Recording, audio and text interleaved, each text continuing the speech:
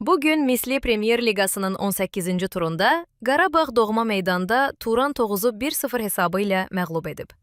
Oyundan sonra keçirilən mətbuat konfransında Qarabağın baş məşqçisi Qurban Qurbanov jurnalistlərin suallarını cavablandırıb. Vacib qələbədir. Möhkəm komandaya qarşı oynayırdıq. Oyunçularım xarakter göstərdilər. Qalib gəlmək üçün əlindən gələni etdilər. Adətən Avropadakı səfər maçlarından sonra ikinci heyətlə çıxırsınız. Bu dəfə niyə əsas heyət? Bəli, əvvəl də belə hallar olub. Yorğunluq var idi, amma zədə olmadı. Əsas heyətlə oynadıq. Beynəlxalq maçlardakı təcrübənizə əsaslanaraq bizim hakimlərə nə kimi tövsiyə edə bilərsiniz? Tövsiyə etməyə ehtiyac yoxdur. Sadəcə uğurlar arzu edirəm. Oyun tez-tez dayanırdı. Futbolçuların ritmi pozulurdu.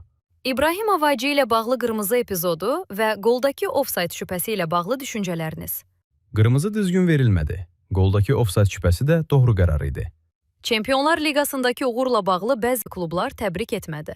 Bu sizi üzürmü? Narahat etmir. Dünya praktikasında belə hallar olur. Sabahın yüksəlişi sizi narahat edir?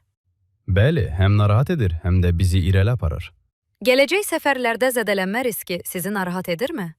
Çox narahatam. Şamaxı və İmişli səfərlərində rotasiyalar olacaq. Amma bəzi futbolçuların təcrübəsi vacibdir.